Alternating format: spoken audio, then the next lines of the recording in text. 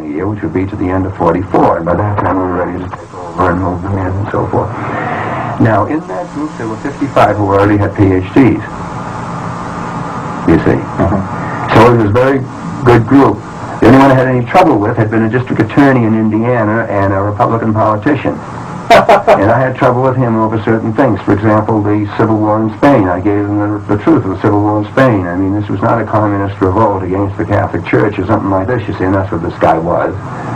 So this is the substance of the book, Tragedy and Hope. Did you know while you were working on this? No. I was just trying to, keep a day-to-day basis. You realized at the end of the accumulation of research and... Well, yes, I knew I knew a hell of a lot more about most of this than most people.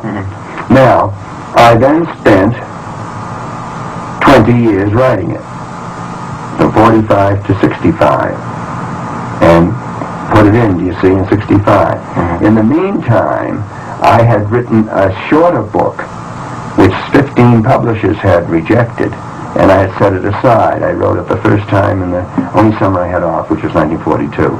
In that whole period, I went for 20 years without any time off. No sabbaticals, no anything.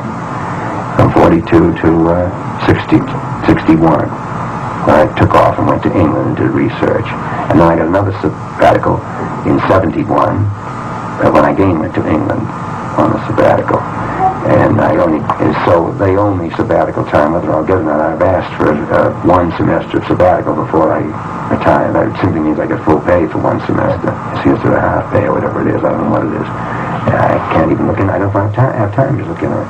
But in any case, I worked out all of these things, and my first book had been rejected by 15 publishers. I had written it first in the summer of 34. I then spent the summer of 42 in Princeton, in Donald Stauffer's, and he died as Easton Professor of Literature at Oxford after climbing the Pyrenees, running up and down the Pyrenees. And I wrote it in 42. Then I set that aside and wrote it a third time, just dashed it off. And that is the book, The Evolution of Civilizations. It's only 279 pages, but it's still the best thing. And there are a number of books that quote it as the best thing on why civilizations rise and fall and how they do and so on. So it's a big thing, you see. Now, this world since 1914 covers 70 years, from 1895 to 1965. And it's in that way, but it covers the whole world. So again, it's a pretty big thing because it goes into science and technology, as you will discover if you start reading the paperback, and economics, and as you see, I can do more in economics than economists can. One thing that intrigues, well, just last night my wife, when I was talking about you, was the title of the book, Tragedy and Hope. Yes, because it's such a large title. Yes. Now, what it means is this. I think it is absolutely tragic. It is shameful. It is sinful that Western civilization is going to go down the drain. When I wrote that book, which is less than 10 years ago, I had hope that we could save Western civilization. I am extremely skeptical now that it can be saved. I think we're just about finished. And I just threw a few things out here this morning in the class. You know, if we're going to allow a coal strike, and if we're going to overthrow the Portuguese government, because as soon as all these military dictatorships are not going to last, and so we get rid of a democracy because it wants to be a little liberal, and we put in a military dictatorship, it then collapses, and what happens? The communists come in. This is what happened in Portugal. Salazar was there since 1927. You see? All right, now they suddenly try to establish some kind of a non-military dictatorship. He wasn't a military, he was a college professor, but he was supported by the reactionary groups, and now they want to do something about that, and the same thing could happen in Greece. They're now going to probably, in Greece, try these generals who established the military dictatorship because we got them to do it, you see? And this gives the communists, and it could well be, now this is what's worrying Kissinger. He thinks the whole Mediterranean now is going to go communist. So we're going to go into war to prevent this? Oh, I mean, it's sick. Let me go. Yeah. Now, when did you find a publisher for your book? I found a publisher instantly because the first book, I'm a current history, an editor, and I used to write a good deal for them, and that's who called me up one Monday and wants me to write about Spain today, what's going to happen in Spain, and I said it would take too much time to do it. So the people at Current History said to me in 1960. I just mentioned I had this book. I had many books. I have a whole lot of books. They're half written and almost wholly written, you see. And they said, "Did you ever ask Peter Written?" And I says, "I never heard of him. Who was he?" He said, "Call him up at Macmillan." So right to the phone. I was at the American Historical Association in New York, the meeting of 1960, and I went to the phone and called Macmillan and asked for Peter Rittner, and he came on, and I said, "I have a book, and I have somebody here who's the editor of Current History, says that you would like it," and so forth. He said, "Send it to me." A week later, I got a letter from him. It's a marvelous book. How many pages did you send him? I sent the whole thing. Which was well, fat. Yeah, just about that fat. It came out as a book of 279.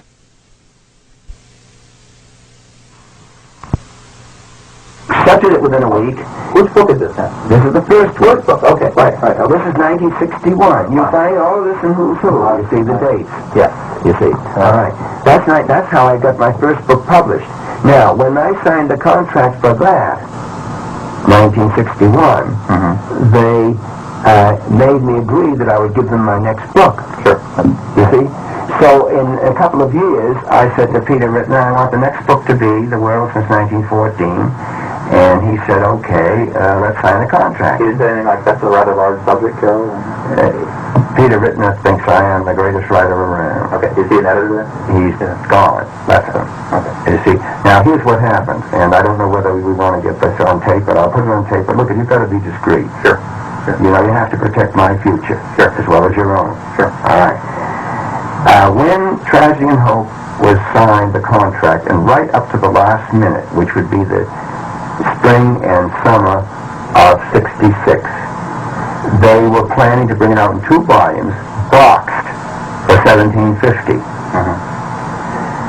Macmillan had been bought from Harold Macmillan at the Macmillan Company of England for $5 million, because he needed the cash. In the summer of '66, a holding company, Collier Books, which originally was Morgan, and they published Collier's magazine. Remember Collier's Weekly and stuff? All right. Collier's Books, now I don't know who controls it now, and it's one of these holding companies, came in, they bought up the Free Press, you know, in Illinois, they bought up Brentano bookstores, they bought up Macmillan. They came in and they looked at what they bought and they said, "You're spending money wildly, you're not taking in money. You got to stop it." The accountants for those. Yeah. So they said, "No advertising on any books that are published for the next 6 months. You spend too much on advertising." And the editors like Peter Rittner screamed and said, "We're not going to stay if this is the way you're going to do things." So they said, "All right, 1 ad for each book." All right, I got 1 ad for Tragedy and Hope, and it was a 1/4 page in the New York Times book review, I believe. That's How all. do you spell Rittner's name? Rittner. Peter Rittner. I imagine he's in Who's Who. He should be. Anyway, he has since left them. I don't know what he is doing. He still lives in the same place that I visited him in Riverside Drive up near the George Washington Bridge. But he works for some World Book thing or something. There's World Publishers. Something else. And what he does, I don't know, because he's never got in touch with me since he left. And they also did not come out with the 2 volumes. Right? No. And then when they saw it, they said, "Oh, this is going to cost too much. Cut it to 1 volume and cut the price $5. So that made it $12.50. But they never sold it at $12.50. They made it $12.95. So this is what it was sold. Now, it went out of print. That was '66. It went out of print in '68. But in '68, Collier Books got in touch with me, I don't know how or why, and said, "We'll bring out the last half of this as a paperback," and that's what I gave you. That came out in '68. And that, I think, is still in print. But I can't get an answer. I can't get a straight answer to any question from them. For example, they never told me until 1974, when I was trying to fight the pirate who reprinted Tragedy and Hope, that it had been out of print. They told me it's out of stock, and we will republish when we get 2,000.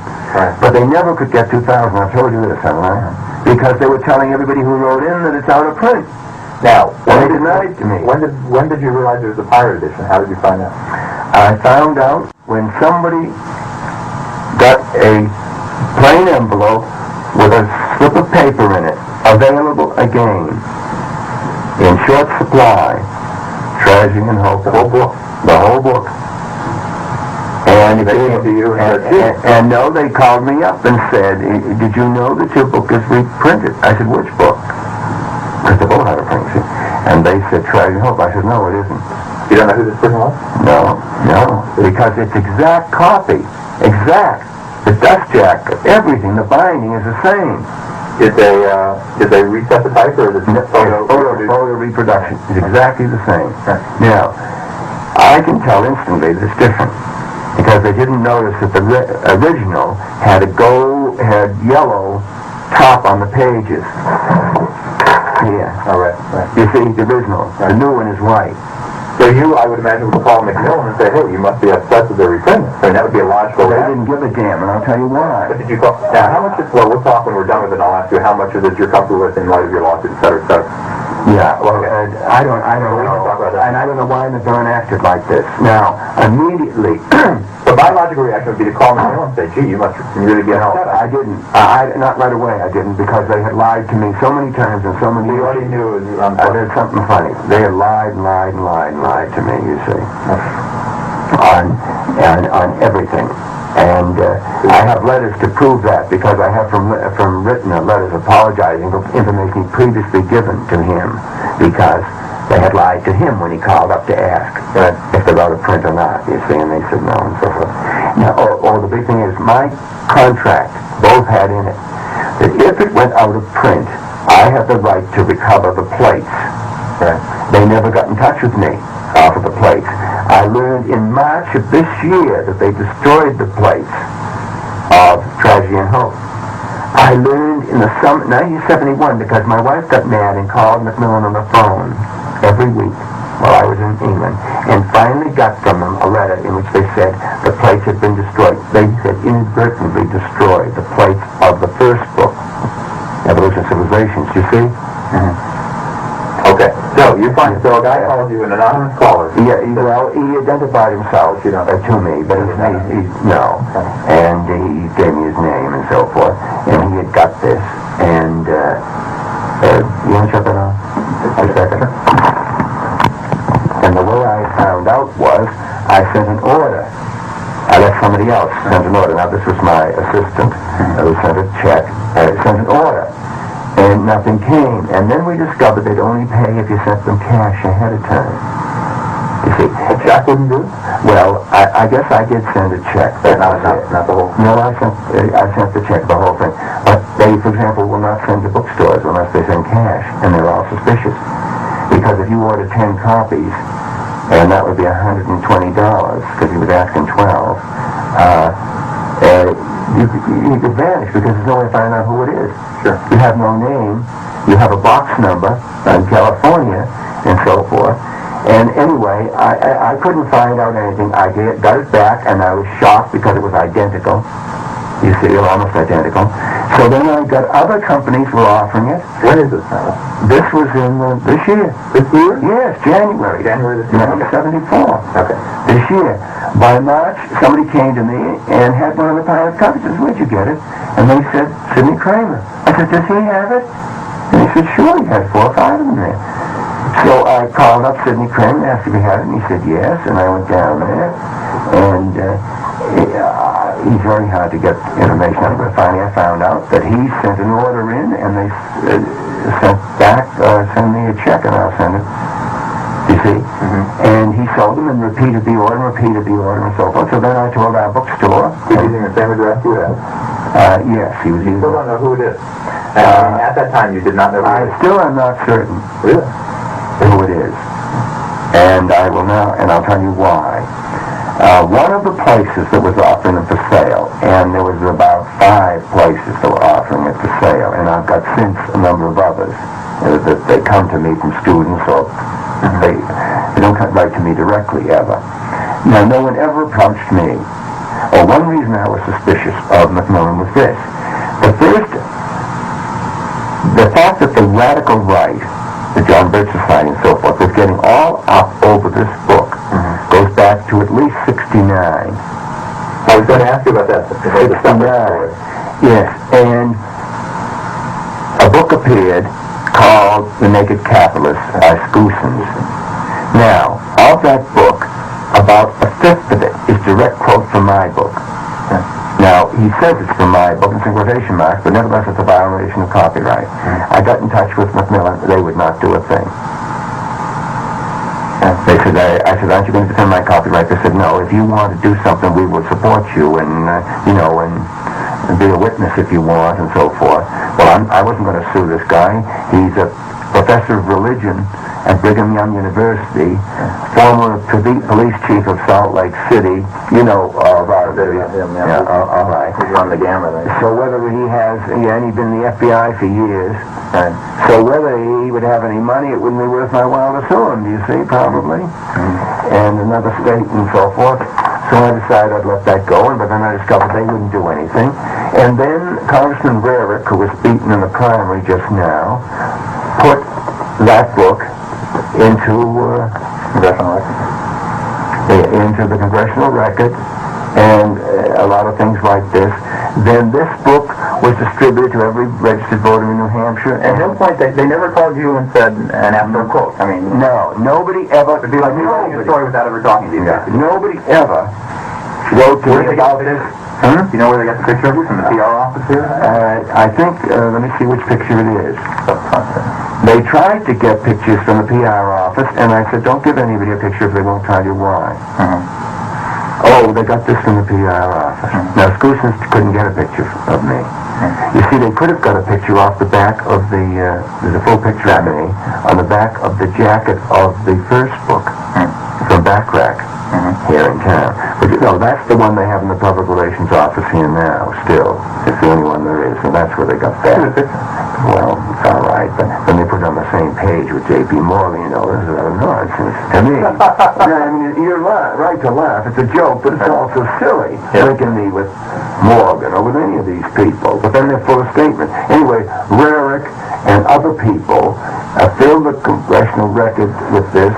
Then the John Birch Society started talking about it in their various publications. And then, of course, this guy is a John Birch employee.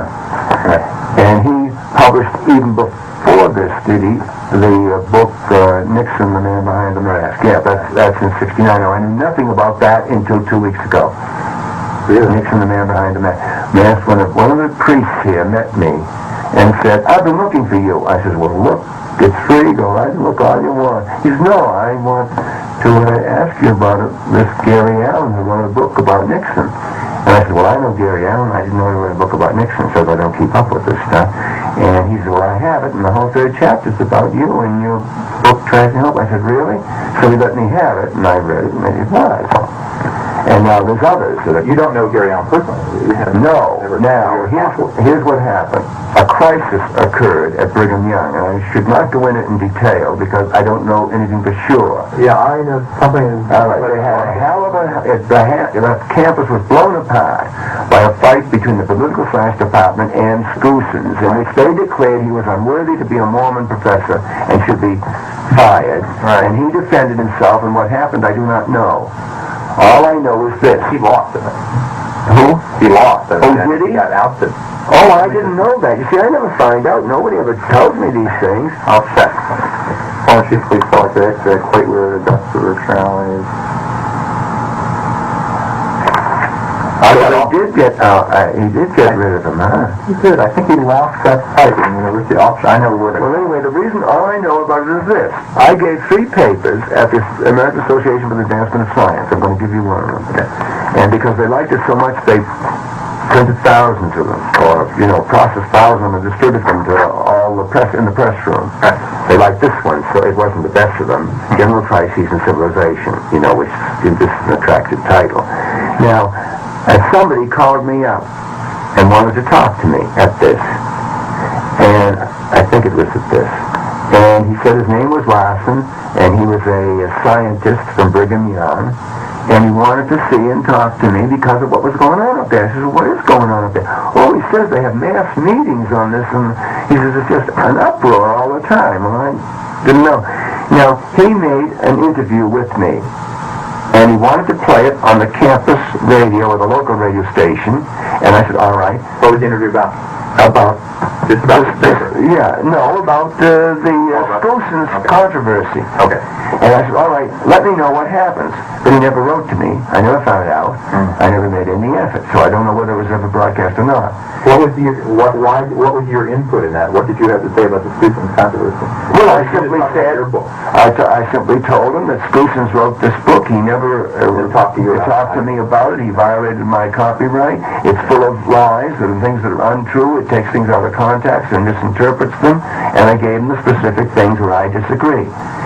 The group that I'm writing about was originally, in my mind, the group established secretly by Lord Milner in 1908 and 1999 called the Round Table Group, which still publishes a quarterly magazine called the Round Table in London, which is one of the world's best sources of international relations information since 1910. The first editor of it was Lord Lothian, at that time Philip Kerr, K-E-R-R, and nobody knew this really for years. I got to know things, and I investigated that group, you see? Now, how I found it is very interesting. I noticed that prominent people in English life had Fellow of All Souls College, Lord Halifax, who was the Secretary of State for Foreign Affairs, and then they made him ambassador to America. When they take the Secretary of State for Foreign Affairs and makes him ambassador to Washington, which most people would consider a downward step, it shows how important they considered Washington's support would be in World War II, you see? All right, he's a Fellow of All Souls. The fellow who summoned Neville Chamberlain on the 10th of May, 1940, and said, for God's sake, go, was Leo Amory. All right, he was a sidekick, the chief lieutenant, political lieutenant of Lord Milner. You see, he was a Fellow of All Souls. And so I decided I would study All Souls. This is purely historical.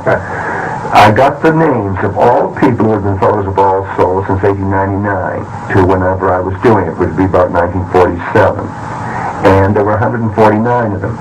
I discovered most of them were fellows for only 7 years, which is the regular appointment. It's 7 years. But some of them were for 55 years, Fellows of All Souls. A man named Dougal Malcolm, who was the head of the British South Africa Company, which is what Rhodesia, you see. And he was for 55 years. I discovered that Lord Brand, who had been with Milner in South Africa, was for years, and he was the head of Lazar Brothers Bankers in London. And I discovered that Leo Amory was for years, and so forth. And above all, I discovered a man named Lionel Curtis, who had no right whatever to be a Fellow of All Souls. You get to be a Fellow of All Souls either because you are a very prominent person, and as an honorary thing you will become an honorary Fellow for 7 years, or because you are an outstanding scholar and you get it by competitive examination when you graduate. That's how Lord Halifax got it. His name was Charles Wood. In 1903, when he graduated from Oxford, he took a competitive examination and got it. But he's kept it. Now, I discovered he kept it because he went immediately to South Africa and met the kindergarten, which was the group of people that were running South Africa for Lord Milner, you see. They were called kindergarten because they were all young kids, you see. Now, these are the ones who remained forever after Fellows of All Souls, or in Lionel Curtis's case, he's the man who said, we've got to change the name from British Empire to Commonwealth of Nations. And the reason is they had been students of Alfred Zimmerman, who wrote a book in 1909 called The Greek Commonwealth, describing ancient Greece, you see, and who was the man who made Arnold Toynbee a great classical scholar, do you see, and brought him into international affairs. Now, I knew none of this. All I knew is that here was a fellow, Lionel Curtis, who was such a poor student, it took him 15 years to get his degree, and then he got it about the lowest pass degree or something that you could ever get. And nobody knew it. Nobody had ever heard of him. Right. But he was furthermore, a company. I later discovered, furthermore, he was Lord Halifax's roommate at All Souls for years. And then I discovered this fella is behind everything that's going on. Oh, Curtis, you see? Now, I don't think we should talk too much about this. Well, no, You see? All right. But having discovered that, I met Alfred Zimmern. He came here to give a speech. And I said, isn't it funny that also, he said, that's the Roundtable Group. I had never heard of them. That shows how little I knew. And they've been around since 1909, and published since 1910, and this is 1947. And I said, what is the Roundtable Group? He named them, who they were. And he says, I was a member of them for 10 years, from 1913, and they brought me in and invited me because I was in the Workers' Educational Alliance. This was extension programs, night courses, summer courses for Workers' Educational Alliance. And he said, that's why they brought me into it, and I was for 10 years, and he says, I resigned in 1923 because they were determined to build up Germany against France. He says, I wouldn't stand for it, so I resigned. Now, when I met Lord Brand later and asked him about this, he had never seen the letter of resignation. Now, and so I better stop talking because, you see, this gets into all kinds of things. Now, I knew the Roundtable Group was very influential. I knew that they were the real founders of the Royal Institute of International Affairs, and I knew they were all the stuff that's in print, that they were the real founders of the Institute of Pacific Relations. I knew that they were the godfathers of the Council on Foreign Relations here. I knew that, for example, the big study of history, many volumes of Arnold Toynbee. All right, I knew the manuscripts of that were stored in the Council on Foreign Relations during the war, so they wouldn't be destroyed by German bombing, do you see? And so forth. And so forth. So I began to put these things together and discovered that this group was working for the following things. They were a secret group. They were working to federate the English-speaking world. The English-speaking world. They were closely linked to international bankers. They were working to establish a world, what I call a three-power world. And that three-power world was the Atlantic bloc of England and the Commonwealth and the United States, Germany, Hitler's Germany, Soviet Russia, the three-power world. They said Germany we can control because it's boxed in, and all of this is in my book. It's boxed in between the Atlantic bloc and the Russians. The Russians will behave because they're boxed in between the Atlantic bloc, the American Navy and Singapore and so forth, and the Germans, do you see? And therefore, now this is all described in my book, and this was their idea. Now notice, it's a balance of power system. It's essentially what Kissinger, although he doesn't know what he's doing, he's bungling everything. Because he's just a prima donna, emotionally unbalanced person. He doesn't know what the hell he's doing, but it was a good idea.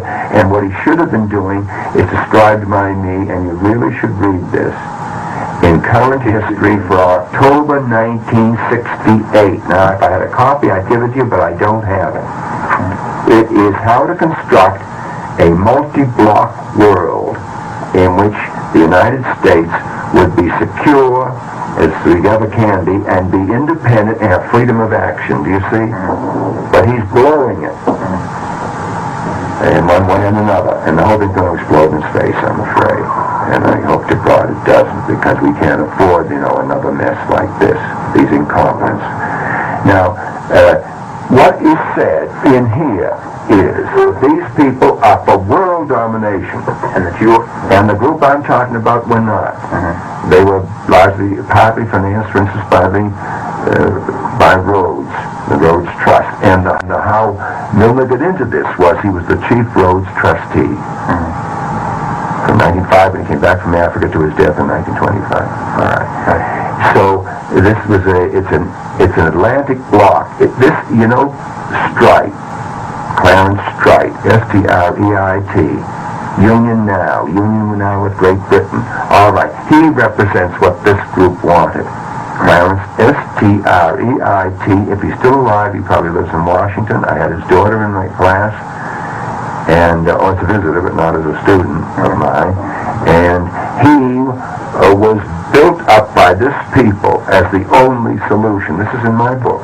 His name and when it happened, and By the Round Table people. by the Round Table people, and it was his book, Union Now, which came out in 1938, was called anonymously in the Round Table magazine by Lionel Curtis, The Only Way. It was headed. It was then reviewed anonymously in the Christian Science Monitor by Lord Lothian as the solution of our problems. And what it is essentially a union of the Atlantic bloc. Printed pages. Not world domination. Not world domination. Of course, this was Rhodes' idea. Right. He wanted the United States in the English Commonwealth. All right. Secondly, these people are not pro-communist, as I know them. And certainly the Round Table group and the Milner group and the people that I'm writing about, and I notice I followed them up only from 1940, which is the end of the Morgan Bank, when they had to incorporate because of the inheritance taxes and they had to incorporate. They were before that a partnership. When did the Council for Religion form? It was originally established by a group here about 1919, Okay. but they had in the group that we went, it's the Inquiry. The Inquiry was the post-war planning group set up by the Morgan interests in 1917 in the United States, of which the technical head was the head of the American Geographical Society. All of it is in my book. No. Oh, yes, National I Geographic. have that on my mind. Ella was it?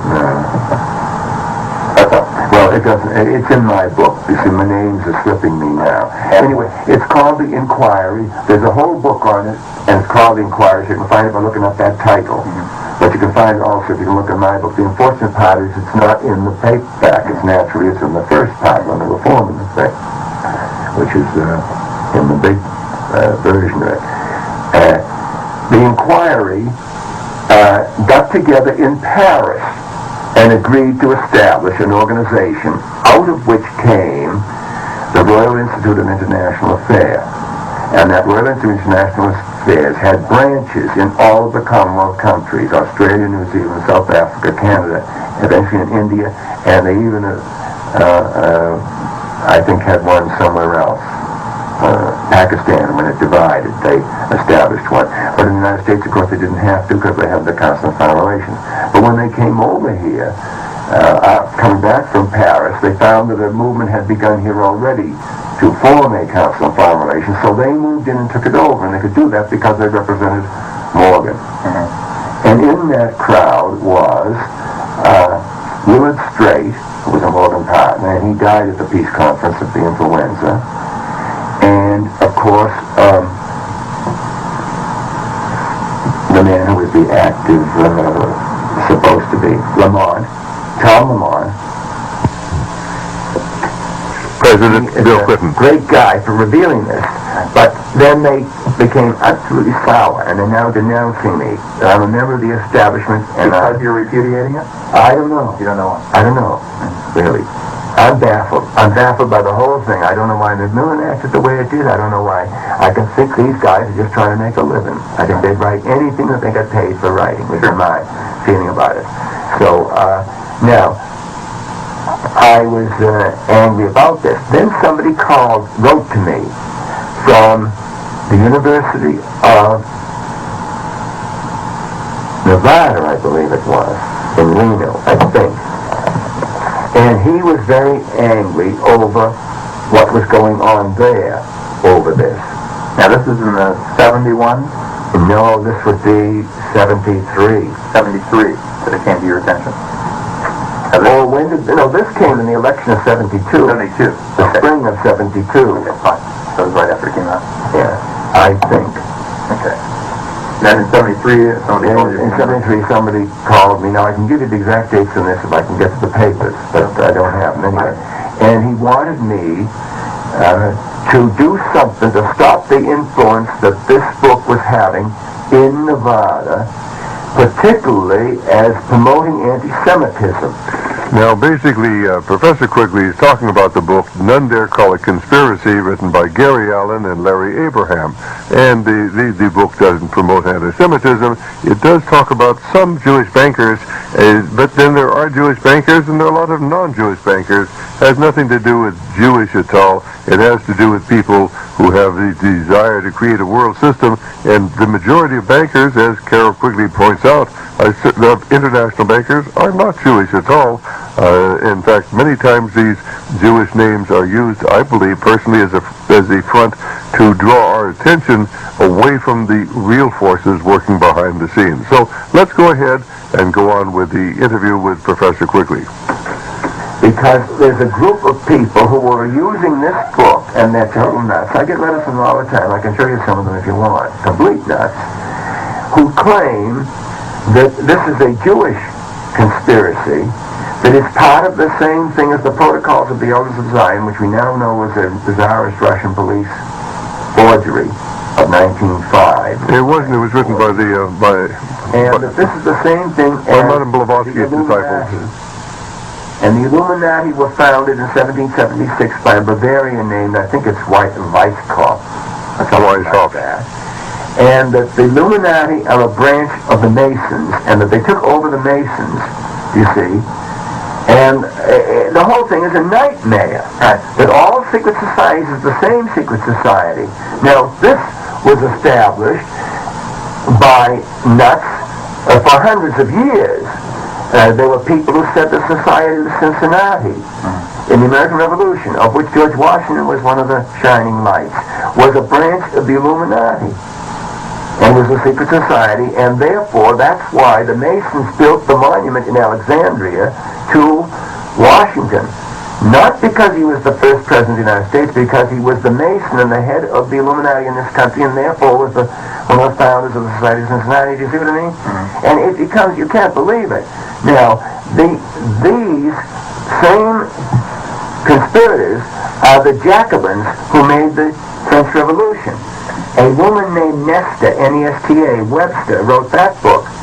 To refute it, my tutor, who's a Rhodes Scholar, Crane Brinton, B-R-A-N-T-O-N, wrote his doctoral dissertation called The Jacobins, in which he refutes her.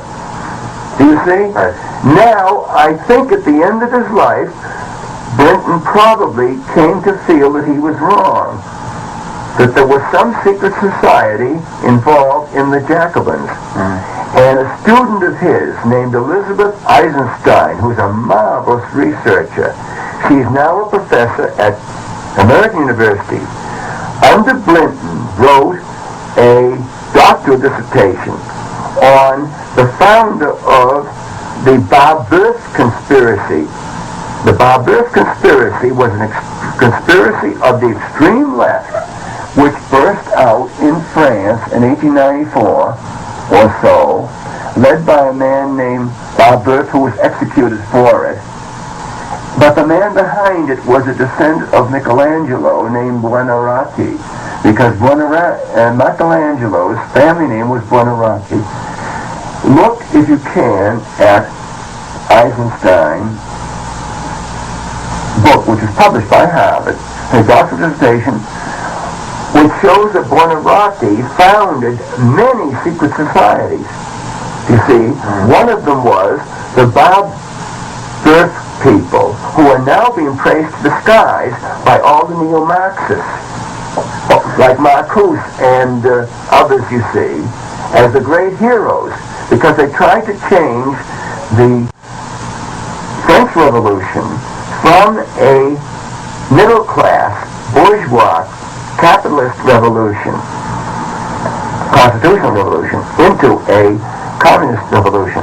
Now, Buonarroti is also the founder of the Carbonari, of which Mazzini was the head in the 1840s, which united Italy in the 1860s. Do you see?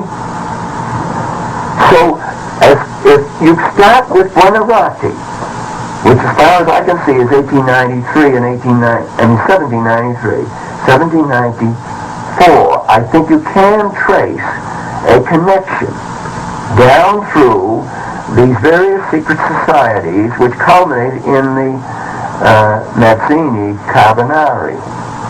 For example, I'll say one thing. Italy was able to get free from Austria only because France defeated Austria. Why did France do that? Nobody can see why. It wasn't to France's interest. And yet France declared war in 1859 on Austria, and at the Battle of Magenta and Solferino defeated, and suddenly made a peace treaty without freeing all of Italy. And the reason we're told they suddenly made the peace treaty was because the emperor, this is Napoleon III, was so sickened at the sight of the blood. Do you see? Now, why did he do this? He did this because in 1868, a Carbonaro threw a bomb at him. This Carbonaro was arrested, executed, but before he was executed, the emperor went to his cell, as I understand it, and the Carbonaro gave him the secret sign of a fellow Carbonaro because the emperor of France, was elected president of France in 1848, seized the throne in 51 and proclaimed a new Napoleonic empire, and was overthrown by the Germans in 71. So he was the emperor for 70 really, for 20 years, you see. But he had been a refugee from France because he tried to make a revolt in France, I think it was 1829. And as a refugee, he joined the Carbonari secret society. Furthermore, he was a private policeman in the Chartist March on Parliament in London in 1848, the year in which he was elected president of France. He's a mysterious figure, do you see?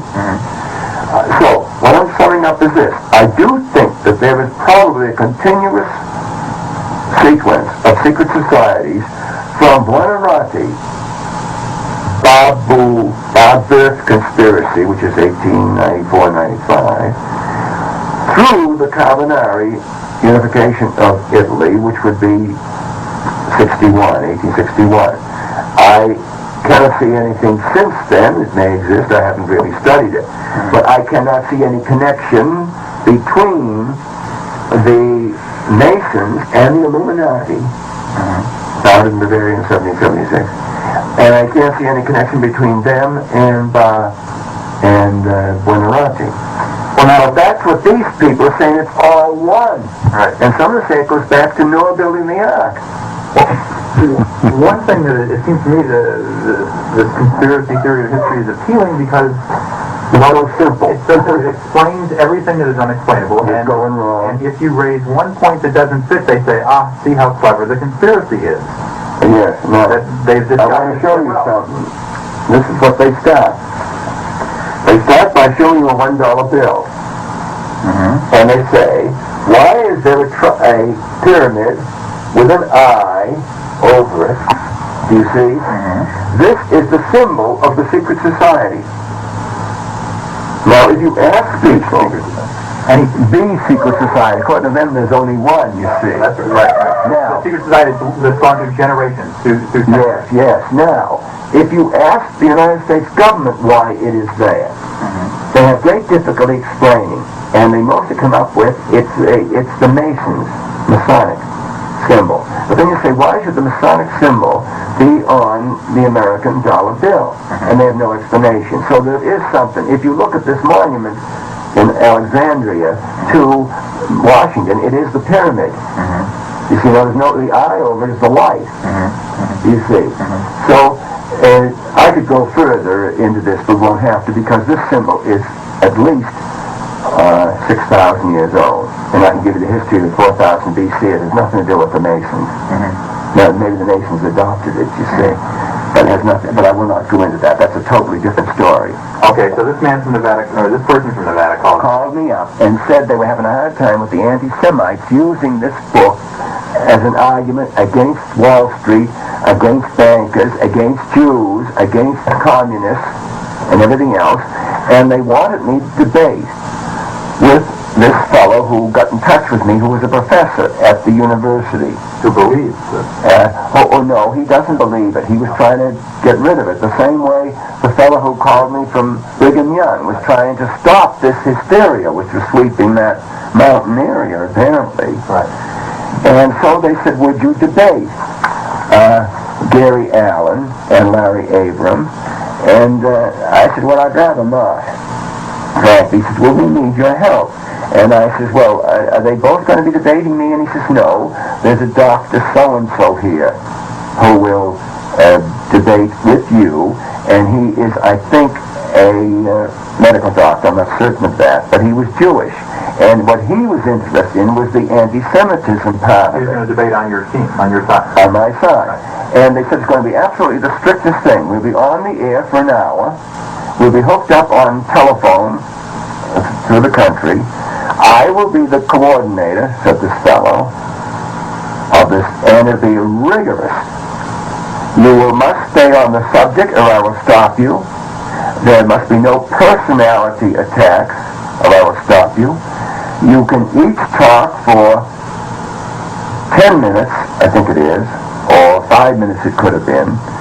And then when each of the four has talked, I think it was for 10 minutes, then each will have the right to have a 5-minute rebuttal or something, you see.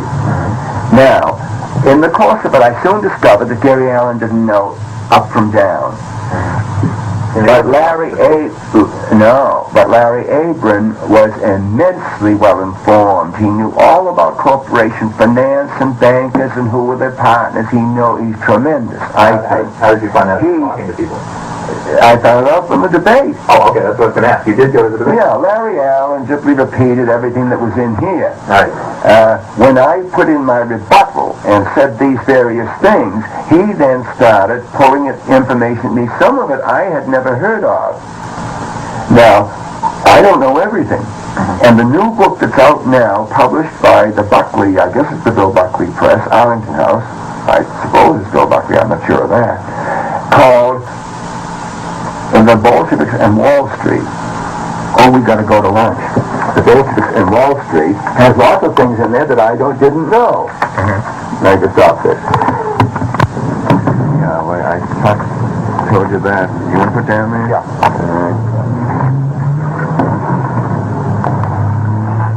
I generally would think that any conspiracy theory of history is nonsense, for the simple reason that most of the conspiracies that we know about seem to me to be the conspiracies of losers, people who have been defeated on the platforms, let's say, the historical platform of the public happenings. The Ku Klux Klan was their arguments and their point of view had been destroyed and defeated in the Civil War. Well, because they're not prepared to accept that, they form a conspiracy, you see, to fight against it in an underground way. And those people who could fight up in the open do so. Those who can't go underground. It seems to me this is essentially what conspiracy, the Palestinian Liberation Army, would be a similar thing. You see, I think on the whole they're pretty well a group that has not got really very much, and so they have to be terrorists. And Well, if I can play the devil's advocate, I think talking about the international banking conspiracy, they have not lost out. They simply don't want any attention. They don't want to draw the ire of the people.